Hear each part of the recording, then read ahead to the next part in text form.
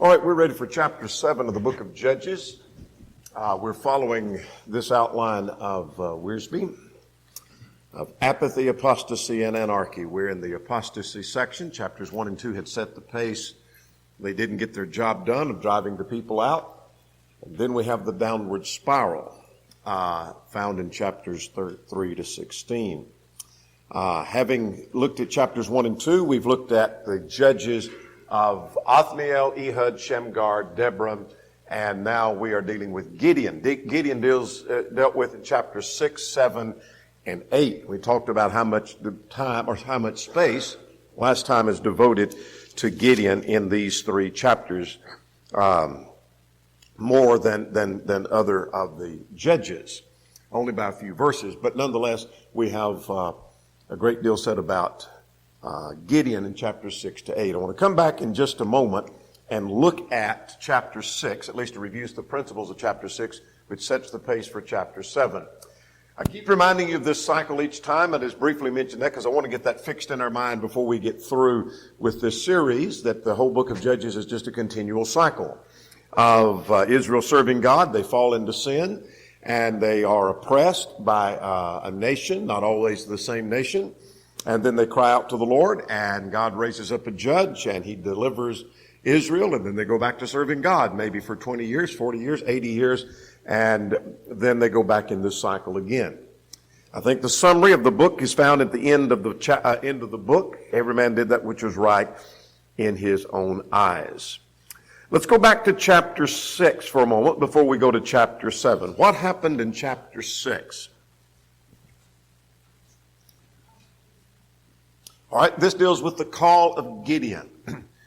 They have gone back into sin, you remember, and they've gone back into idolatry. And who is the oppressing nation?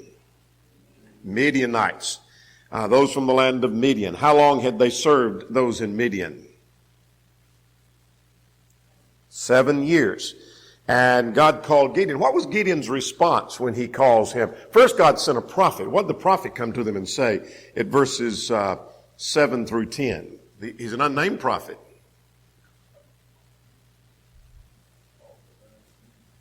I'm sorry? All right. Yeah, he tells them that God had blessed them, and then he calls them to repentance and tells them they need to be obedient. All right? But he's not named at all. Now then, God calls Gideon, and what's Gideon's response? I'm not the man. I want us to trace some of that in case you weren't here last time, and if you were, then just to remind us, because I want to set the pace for some things that happens in chapter 7. Notice at verse 11, verse 12, the angel of the Lord said, "The Lord is with you, you mighty man of valor." And his answer to that, or his response was,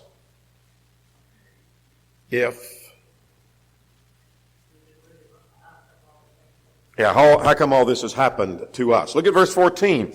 "You shall save Israel from the hand of the Midianites. Have I not sent you?" And his response is,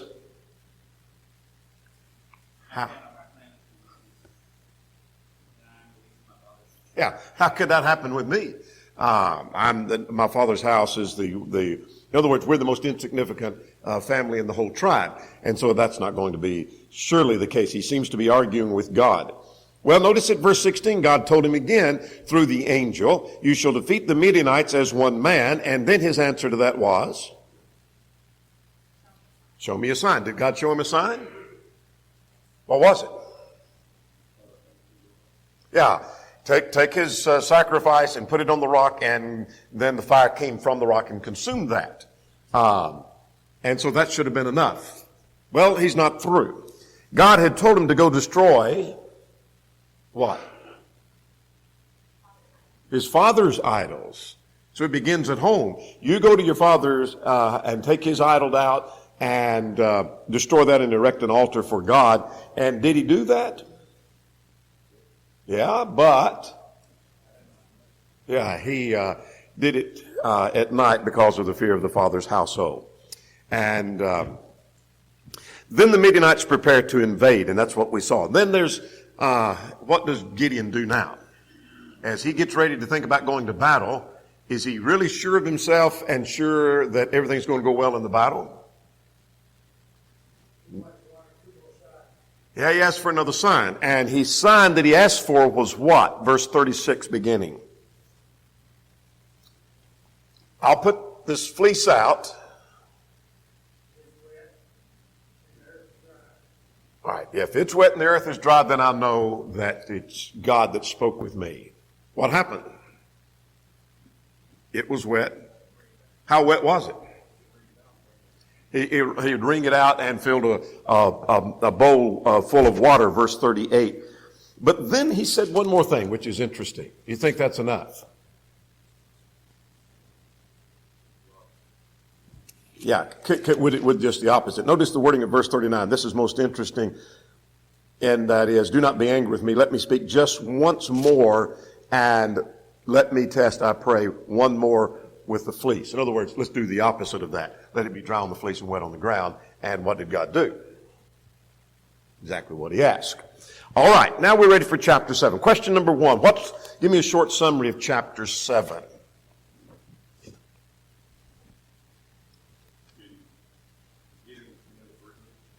All right, Gideon's men of 300. Anybody else? That's a good summary. I'm sorry. All right, he defeats the Midianites. Yes, so Gideon's army fights with the Midianites, and he does that with 300 men. So we have the downsizing of the army, which is another test of Gideon's faith. 3 things are going to happen here in chapter 7. We'll come back to our questions in a moment. We have Gideon's army is reduced, verses 1 to 8, significantly reduced in verses 1 through 8. And then we have the assurance given to Gideon, 9 through 14. And then we have the battle in verses 15 to 25. Now we're going to subdivide all of that, so if you're trying to copy that and you don't have it yet, you're going to see it more in just a moment. All right, let's go to question number 2. What was the size of Gideon's army to start with?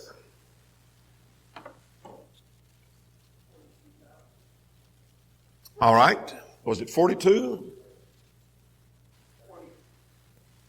I'm sorry? 32. Why do you say 32, Larry? Because that's what the text says. Didn't mean to put you on the spot. Yeah, it's 32,000. How many? Let's get question number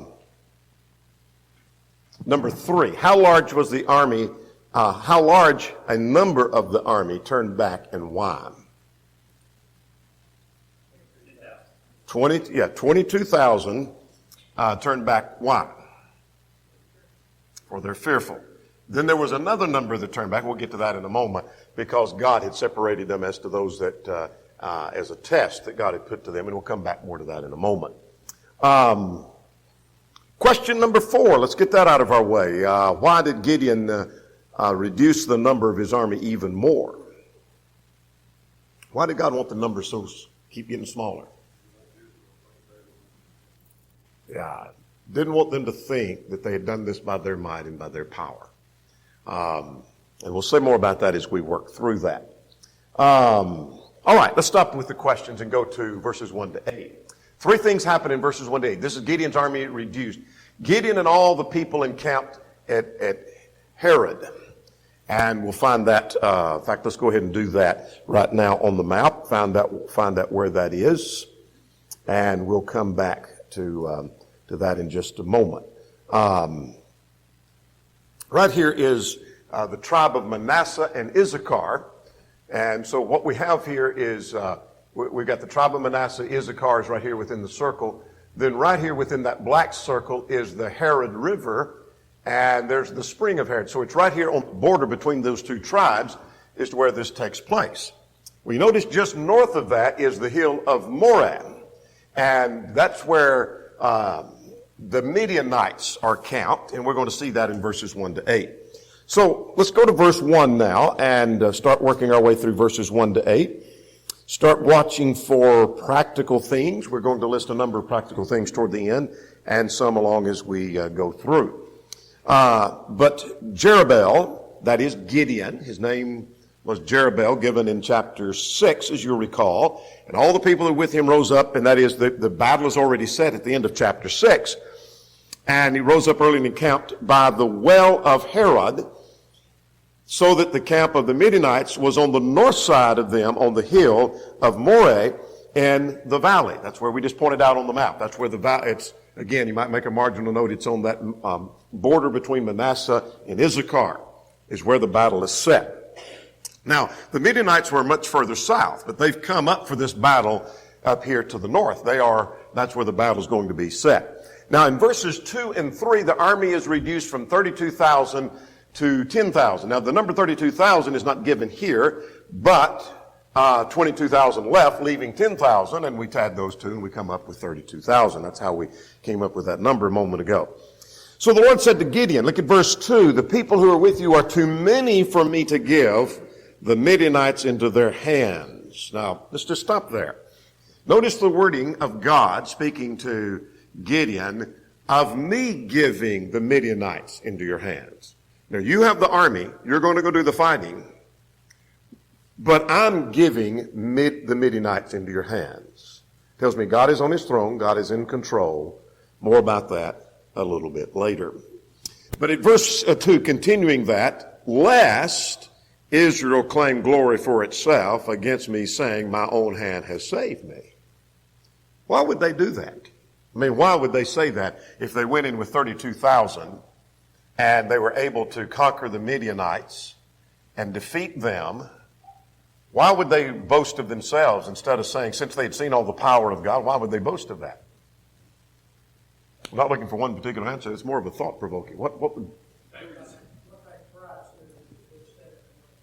Right, pride would stand in the way, Stephen? It's easy to forget. They were real easy to forget God. Forget what God does. Evidence is we're already in at least the third or fourth cycle here. They forgot about God, and they forgot about him again, they forgot about him again, and they're going to forget about him yet again. We're not through with that. When we get through with the judges, they're going to ask for a king. They keep forgetting about God. Could we do that? Do you think we could ever accomplish something and we think we did it with our own strength and our own might? You've heard me tell this story many times, and I repeat it over and over, and I don't apologize for repeating it. It illustrates a good point. One of the elders where I used to preach around a religious bookstore, and he said repeatedly, when the economy goes up, my Bible sales go down, and when the economy goes down, my Bible sales go up. You see, when things are going well, we think we have our own strength and we don't need God. But when you suddenly lose everything, we have a turning to God, and people start grabbing Bibles and want to get religion, go to church. Everything's falling apart. I need God now. But when I'm doing it all on my own, I think I don't need God anymore. All right, verse 3.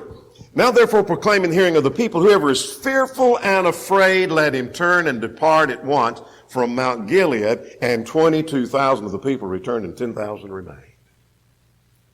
What do you think that made Gideon feel like?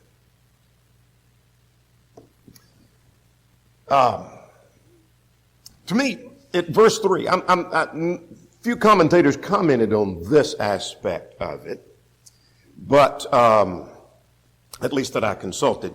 Verse 3 is the number. God was wanting to reduce the number greatly, and God knew they would turn aside. But to think it wasn't that they had 32,000, and whoever of you is fearful to go to this battle, you just go back home. And maybe 1,000 people left. Okay, we still got 31,000 people to go to battle. We didn't lose most of our army. They lost most of their army. They lost most of them. Practically, what is that, 2/3 of the army left? And walked off. And there's something practical to learn from that we're going to get to a little bit later. There's not a place for fear in the army of God. And those who are fearful are not real helpful. Now let's look at a passage in the book of Deuteronomy. It may help us with that. Let's go to Deuteronomy 20 and in verse 8. We don't need the fearful around.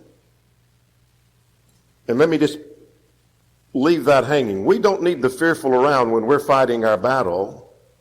And you finish that sentence. Turn over there and just read that to yourself. Deuteronomy 20 and in verse 8. And when you see the answer, you tell me.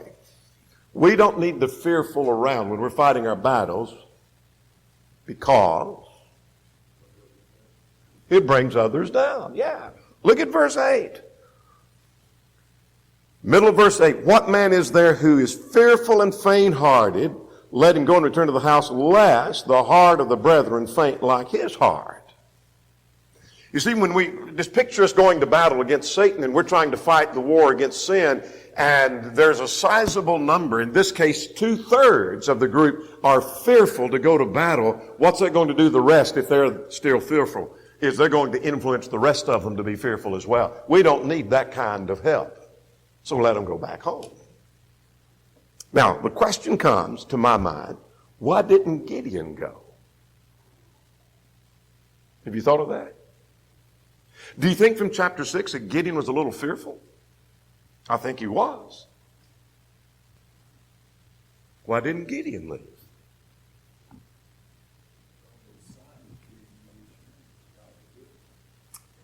Yeah.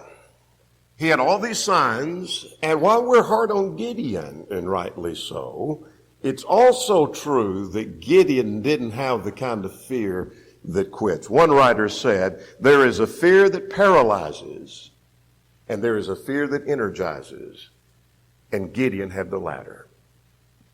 Was Gideon fearful? I think he was. I think he was scared to death. But he didn't have the kind of fear that paralyzed him. He had the fear that energized him, and he moved on. And even though he's fearful, he presses on. That's true courage. And we're going to talk about that as we go along. All right, that gets us down to verse 3. So lest Israel thinks that they're going to glory in their own self, I want this army reduced. And now they're down to 10,000 in number. All right, let's go to 4 to 8. The army's reduced from 10,000 to 300. That's a significant reduction. We've already lost 2/3 of the army. So beginning at verse 4, what did the Lord say to Gideon? Still too many there's still too many, so bring them to the water, and I will test them there. Then it will be that whom I say they shall go with you, they'll go, and whomever I say will not go, they'll not go. In other words, what I say is going to be it, which should always be the case with God. Now, verse 5, what was the test?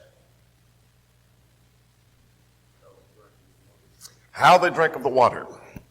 And so he brought the people down to the water, and the Lord is the one who made this decision. Look at verse 5. Everyone that laps up the water with his tongue as a dog laps, set him apart by himself, and likewise everyone that gets down on his knees to drink. So separate them. There's going to be some that get down on the knees and get their head to the water, and then there are those who take up the water and lap it like a dog, and with their hands. Look at verse 6, describes the lapping of the dog, putting their hands to their mouth, then separate those, and that number was 300, the text says. And all the rest got down on their knees. Now, that gets us through verse 6. Now, I'm going to come back to 7 and 8. Let's just stop and talk about that just for a moment. Some of the commentators and some of the particularly younger class materials, some of you may remember in class, that the class material that was written many years ago at least will talk about the reason for that is that those who lapped up with their hands were looking and were careful and they were guarding and they were watchful, and that's why God chose them. The text doesn't say that. The text doesn't say anything about why God chose one versus the other, or that these were more careful than the other. That was just God's way of distinguishing. So I think we've made too much of the text, and some of the commentators have done that. But here's what I want us to see. That God's testing them. And God's testing them when they don't know they're being tested. Does that make sense? They were being watched when they didn't realize that they're being watched for certain actions.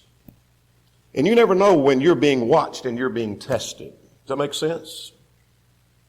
There may be somebody watching you and you're being put to the test of whether you're going to stand or not.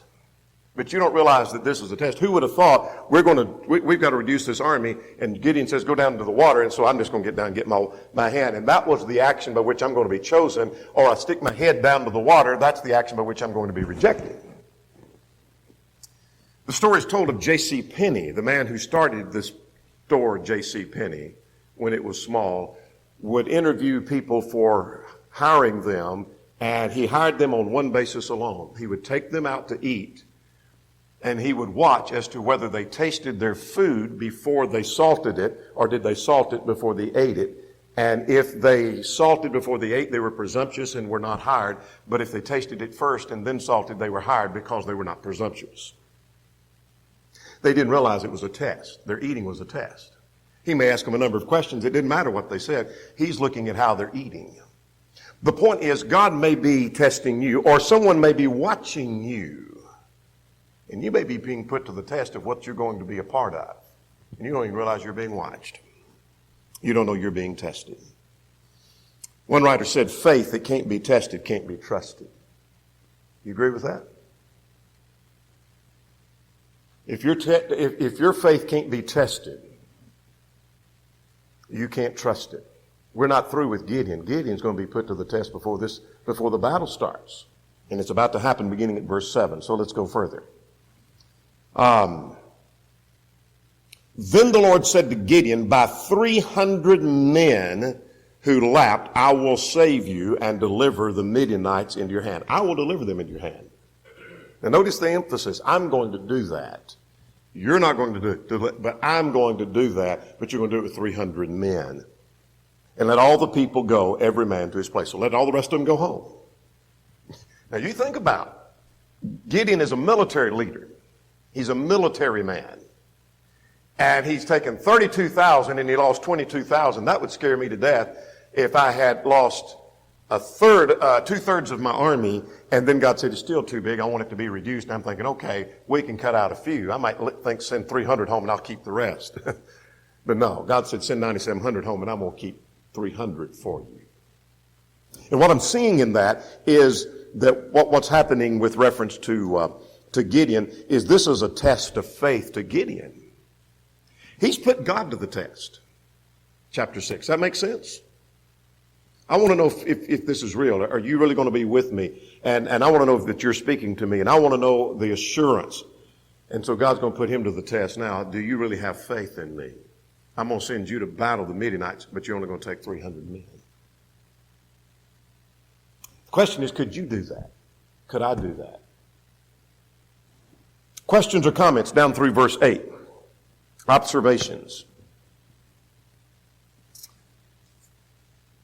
It's going to take faith, and a lot of it on the part of Gideon. We're hard on Gideon in chapter 6. I want to tell you, it takes a lot of faith to take this army and go to battle.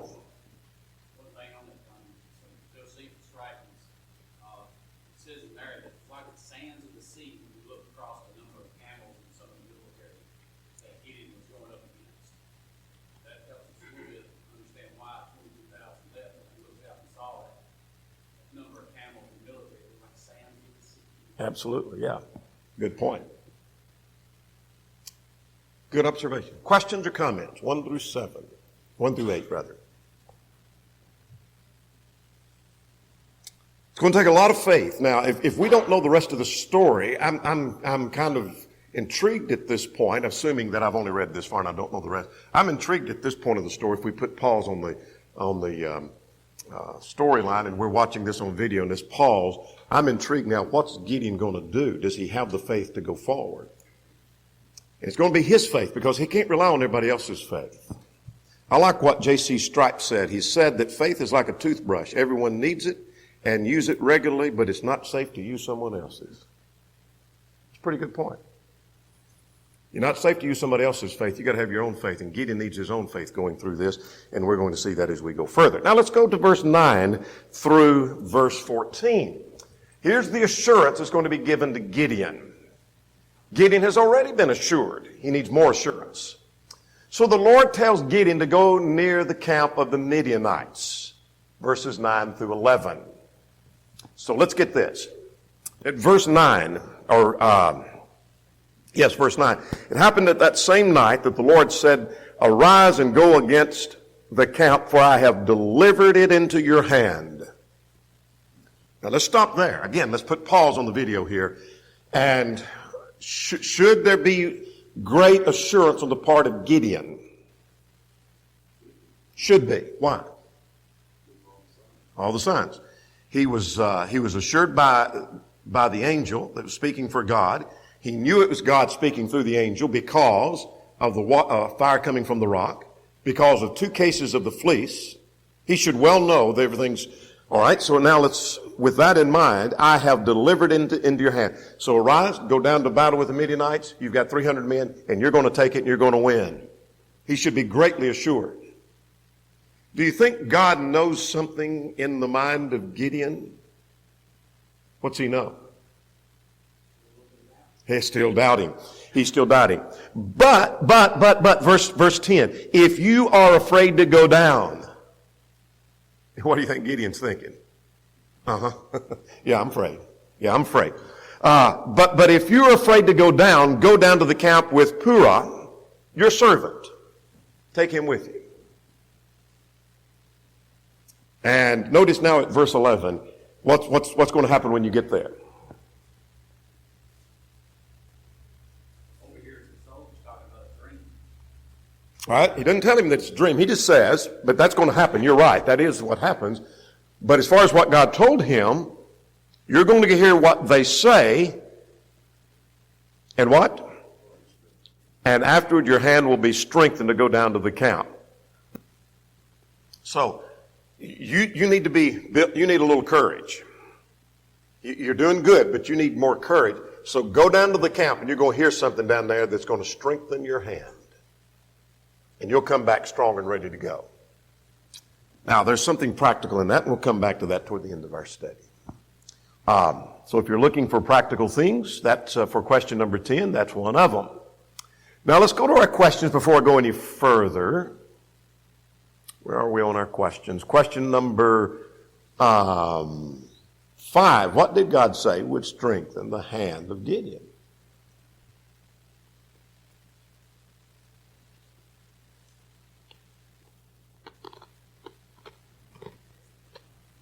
I'm sorry?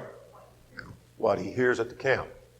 You go down to the camp, and what you hear down there is going to strengthen your hand and encourage you. So, verse 12, the Midianite and the Amalekites were all very numerous. So now, while he's telling him to go to the camp, at the end of verse 11, I didn't get into that he went down with his servant to the outpost of the armed men who were in the camp. So he goes down within earshot of the camp, of the enemy, that is. And when he gets down there, verse 12 tells me what he sees. What does he see? Stephen just mentioned this.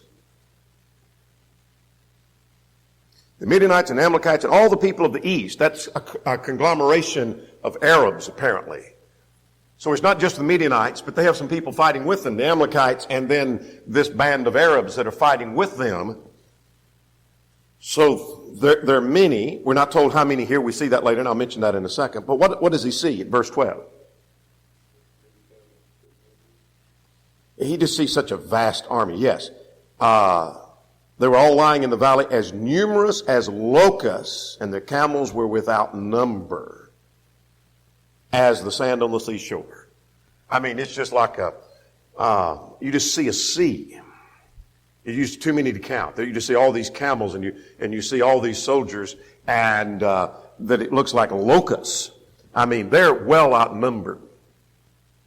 Chapter 8, we get to next week. Verse 10 mentions, you take the numbers that are mentioned there at verse 10, that comes to, I think, 135,000.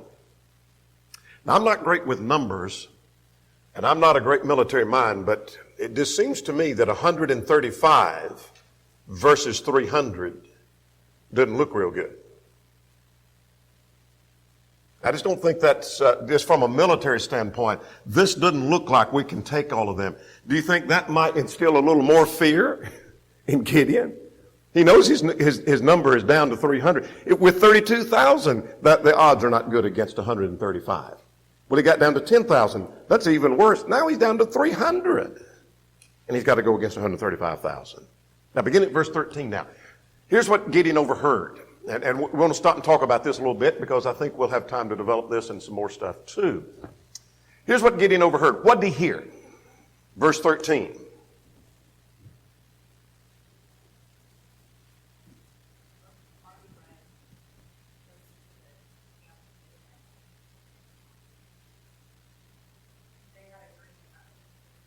Okay, yes.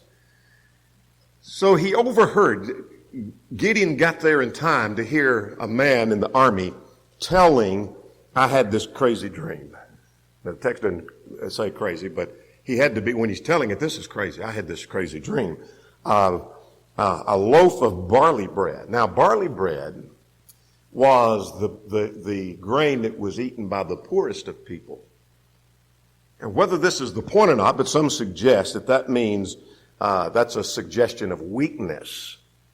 That this worthless bread, this barley bread, was like in a hard cake, and it comes rolling into the camp, and it hit the tent, and it fell over and collapsed and overturned the tent and destroyed the tent. Well, now, a friend of the man that told him, a companion, said what? Verse 14. I know what this is.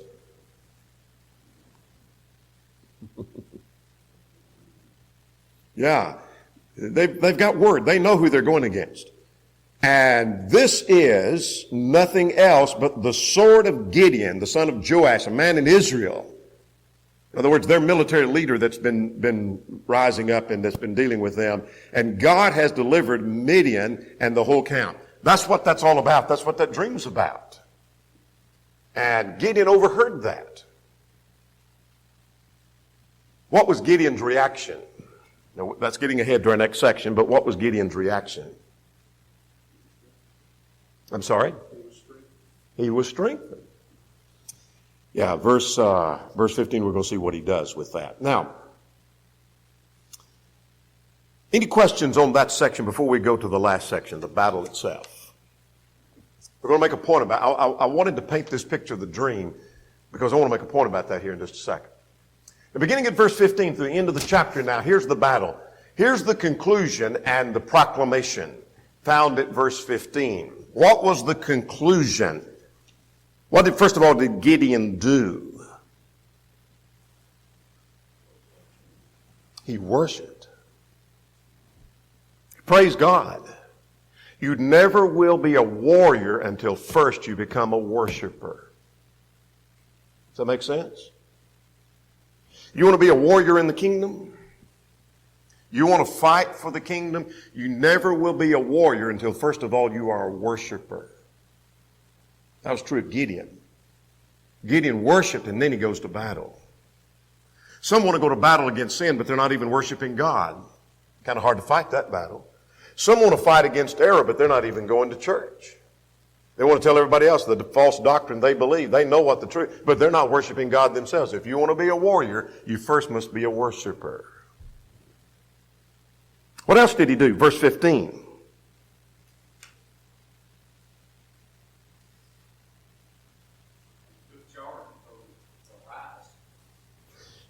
Do you think he's strengthened now?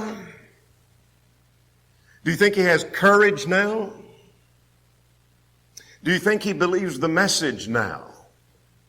Oh, absolutely. Look at verse 15. He goes back to the camp and said, "Arise, for the Lord has delivered the camp of Midian into your hand." Took him a while to get it, didn't it? Because God had been telling him that since chapter 6. You'll deliver him as one man. Well, I want to see a sign. And, let me put the fleece up. Well, I want one more sign.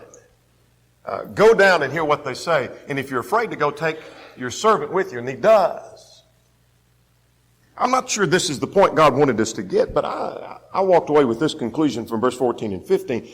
God had already told him that Midian would be taken.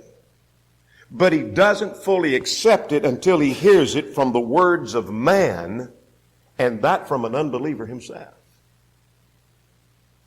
Sometimes we won't accept what God says until we run it through the ears of unbelievers and see what they say about it first. Does that make sense? I'm not sure if I believe this over here about, for example, Jonah and the whale until I test it by what some unbeliever scholar has said about that. Should I accept that and should I believe that? I know what God said, but I'm not going to accept it until he tells me I can. Gideon wouldn't accept it until finally he heard it from the word of man, and that from an unbeliever. Interesting. Now, beginning at verse 16, what did he do? What was the battle plan?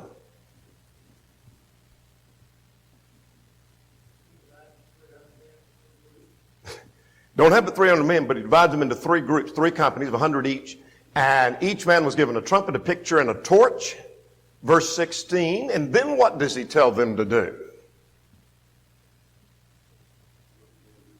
Yeah, follow me. Gideon hadn't been much of a leader to this point, has he? He's been this reluctant leader about, I'm not sure I'm the man for the job. I don't know. I don't. Show me a sign and give me some evidence. But finally, he's got the courage together. So while we do need to be hard on him, we also need to be complimentary of the work of Gideon. He was a stout man at this point. He finally gets his courage together, and he goes and he tells them, I want you to do just what I do and follow my lead. And so they blow the trumpets. Look at verse 17. Likewise, he said, when the watch is set, verse 18. When I blow the trumpet, all who are with me, then you blow the trumpet throughout the whole camp, and you say the sword of the Lord in Gideon. Now that phrase, they were to shout.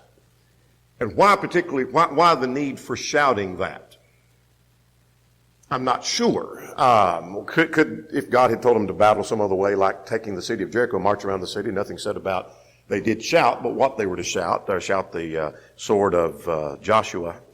But I take it that is a play off of this dream, or the interpretation of this dream. This is nothing else than the sword of Gideon. So that the army who's heard that story and the interpretation of that story, the sword of Gideon, they're shouting, this is the sword of the Lord and Gideon. Make sense? The very thing you dreamed about, the very thing y'all have been hearing about is what's come to pass. This is the sword of the Lord and Gideon. Now, beginning at verse 19, what happened in the attack?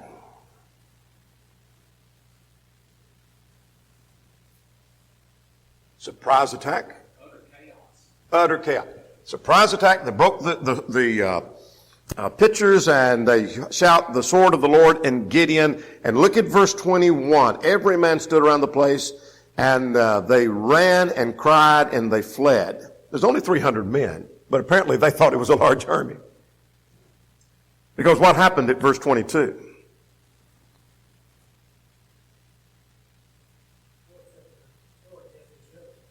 Yeah. Every man's sword against his companion. One author made the observation, unlike perhaps modern day armies where our army men or our fighting men would be dressed in a way that we know who we're fighting against and who the enemy is, that it was sometimes hard to, especially at this time. This, by the way, is in the middle watch, which is about 10, 11 p.m. at night. And so that was the middle watch was mentioned, by the way, at verse 19. That here in the night it's hard to tell who the enemy is, and so you turn around and start fighting your own men, so they're killing some of their own people. And so there's utter chaos within the camp. And verse 22, in interest of time, because I want to get to some practical things, we're going to come back to this outline here in a second. Let me go to our map here for just a moment. They're pushed southward. So the battle takes place and the men start fleeing southward. And at verse 23, it mentions how they finally drove them down in this region down toward the Jordan River. So those cities that you see on the screen there are mentioned in verse 22. And then at verse 23 talks about, then the men of Israel gathered together from Naphtali and Asher and all Manasseh, and they pursued the Midianites. So the pursuit is on, and so these lines, that's not what I meant to do. These lines right here on either side show that men from Asher and Naphtali come down, and they put the pressure on, and they're pursuing them. So they pursue them down to, according to verse 24 and 25. Where do they pursue them to? Beth-bara. Why do they pursue them there, and what does Gideon tell them to do? I want you to go down and cut them off and make sure you take something from them so that they don't have it. The watering place is there, and there at the Jordan. So they pursue them down here to Beth-bara and stop them there. I want you to do that. And so they do. And they took two princes And their names are Oreb and Zeb. And that's basically where the story ends. Now, we have more in chapter 8. So, an interest now of going, we'll move on to our practical things. Practical things we learn from this chapter. Question number 10. What do you learn that you take home with you?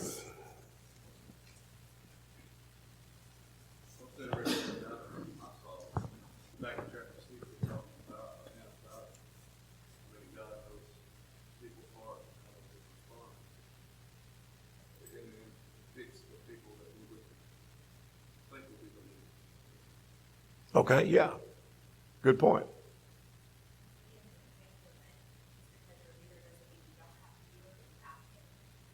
Good point. You can be scared to death and keep going. And so sometimes you see a leader that you think, man, they have such courage. They just plow right on in the middle of that. You don't know they're shaking in their boots quite often. They are literally shaking in their boots. But they're pressing on. I see two problems eliminated in this chapter. Pride and fear. Pride robs God of his glory. So that's why God said, take the army and reduce it from 32,000 down to 300. I want to take pride away. Because that robs glory from God. But the fear robs man, that should say man, of his courage. And so I don't want fear in my battles, because they'll be gone, your courage will be gone. I don't want pride to be there, because that robs God of his glory. What else do you learn? Vision, Johnny, that dream, vision one man had being interpreted and then being fulfilled. We hold that in our hands. It should strengthen us. Okay, good point. Good point. Absolutely. Point number 3, closely connected with what Stephen just said on the screen. With knowledge comes assurance and strength. When he finally sees that not only is God telling me, but they understand, we're going to take them. With that knowledge, he has strength and he has assurance. The Lord's ways seem strange to human reasoning. Would you want to go to battle? Aside from God being involved, would you want to go to battle with 300 men against 135,000? Absolutely not. That doesn't make any sense. And yet with God it works. And I learned from this that with the Lord, numbers don't matter. What does that mean?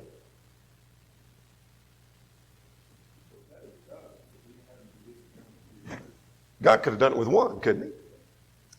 And suppose it's just you standing against a crowd. You're the only one in the crowd. You're the only one in the family. You're the only one in that church. You're the only one in the community that's standing for this principle. If it's right and you know it's right, numbers don't matter. Numbers don't matter. What else do you learn?